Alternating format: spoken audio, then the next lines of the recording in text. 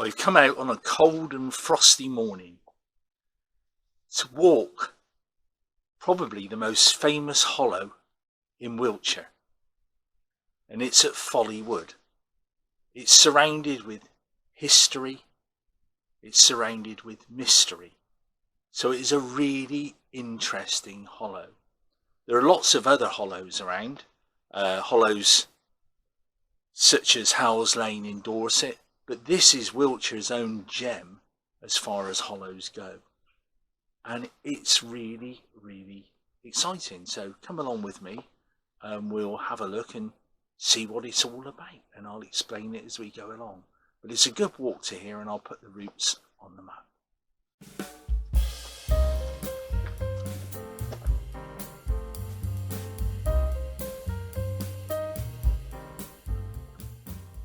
The track that I'm on now was a driveway to a very stately house, which has long since disappeared, and it goes that way towards Potterne in the north, this way towards Urchfont in the south.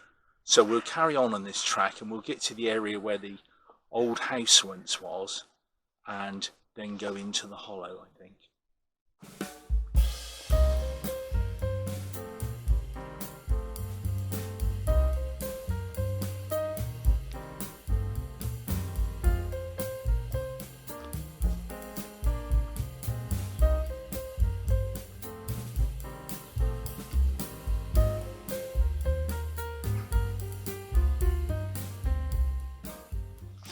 The area just behind me and to the left is known as Wroughton's Folly, because when the old house that was here crumbled and disappeared, somebody tried to build on it and it was so marshy they couldn't. The only evidence on LiDAR maps that this house ever existed is there's two pond-shaped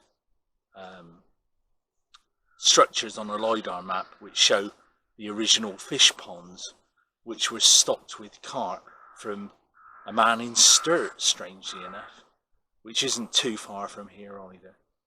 So we'll carry on and look up at the hollow now, which is a magnificent hollow, and I'll explain why it has all this mystery around it, but it's a great walk.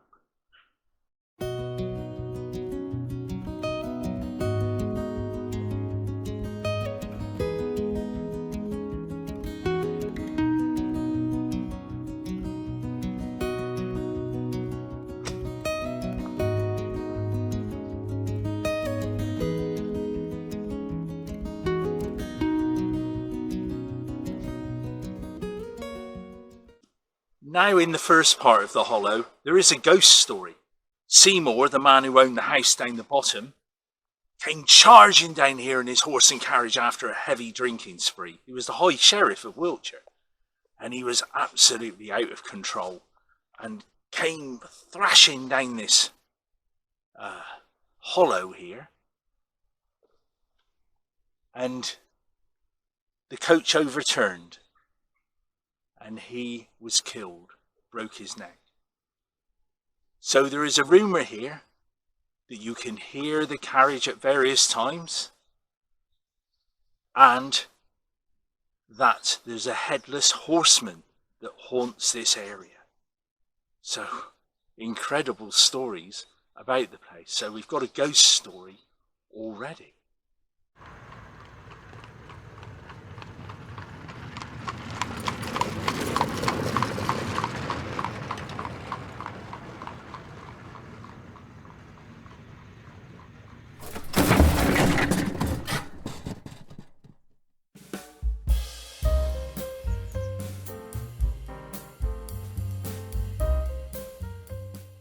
Just looking at the sides here, you get a true impression of how deep the hollow is in every way.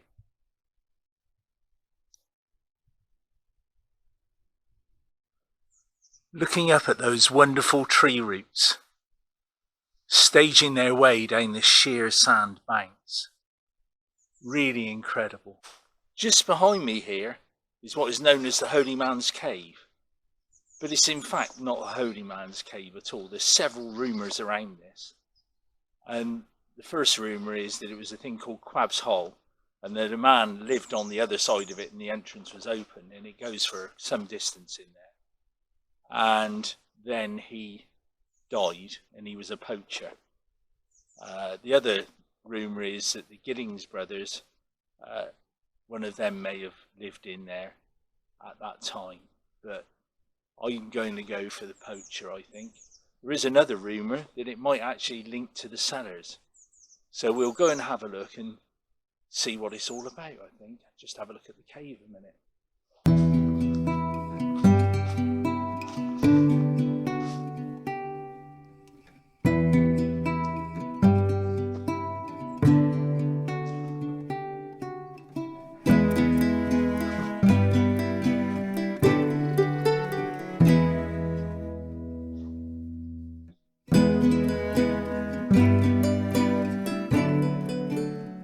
Just shining the torch there. Goes into a first chamber and then goes back about 30 feet with a shaft type area behind that.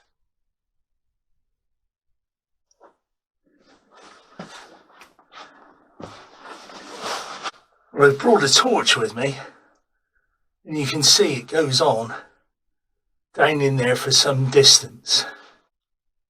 And it's dangerous to go in there, so I wouldn't go down in there at all in any way.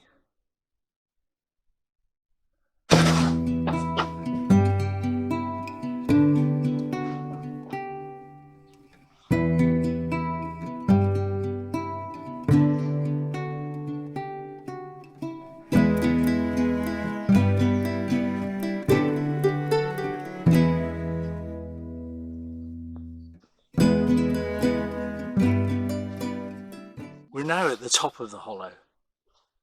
Truly, truly an impressive thing, and just great to walk.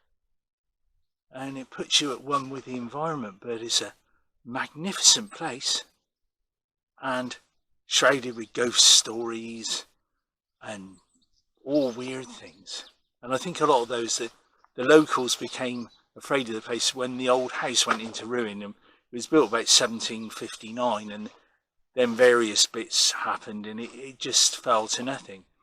And it said that some of the oak panelling and things inside of there went to the fire brigade headquarters in Pottern, which isn't far from here. But I've had a truly fantastic visit. I do every time I walk to here, and I'm going to walk my way on back now, and I hope you've enjoyed it.